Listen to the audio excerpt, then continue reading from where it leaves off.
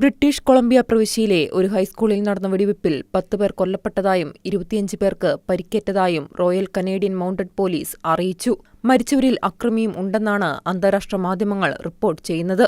British Columbia മേഖലയിലെ Tumblr ridge secondary സ്കൂളിലാണ് സംഭവം. കനേഡിയൻ സമയം ഉച്ചയ്ക്ക് 1:20 വെടിവെപ്പുണ്ടായത്. തോക്കുമായി സ്കൂളിലേക്കെത്തിയ അക്രമി വെടിയുതിർക്കുകയായിരുന്നു. 6 പേരെ സ്കൂളിൽ മരിച്ച നിലയിലാണ് കണ്ടെത്തിയത്. മറ്റൊരാൾ ആശുപത്രിയിലേക്കുള്ള വഴിമധ്യേ മരിച്ചതായും വെടിവെപ്പുമായി ബന്ധമുണ്ടെന്ന് സംശയിക്കുന്ന ഒരു കെട്ടിടത്തിൽ 2 പേരെ മരിച്ച നിലയിൽ കണ്ടെത്തിയതായും പോലീസ് പ്രസ്താവനയിൽ പറഞ്ഞു.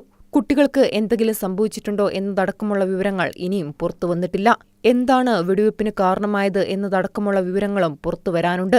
അക്രമി ഒറ്റയ്ക്കാണോ അതോ കൂടെ ആരെങ്കിലും ഉണ്ടായിരുന്നോ എന്നും പോലീസ് അന്വേഷിക്കുന്നുണ്ട്.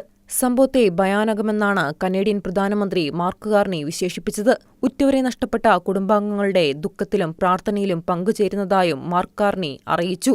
British Columbia premier David Eby സംഭവത്തെ അപലപിക്കുകയും സാധ്യമായ എല്ലാ പിന്തുണയും സർക്കാർ ഉറപ്പാക്കുമെന്ന് വ്യക്തമാക്കുകയും ചെയ്തു. കനേഡിയൻ മന്ത്രിയും ബ്രിട്ടീഷ് കൊളംബിയയുടെ സോളിസിറ്റർ ജനറലുമായ നിന ക്രേഗറും സംഭവത്തെ അപലപിച്ചു. സംഭവമേറെ ദൗർഭാഗ്യകരമാണെന്നും പ്രദേശവാസികളോട് പുറത്തിറങ്ങരുതെന്നും നിന ക്രേഗർ പറഞ്ഞു.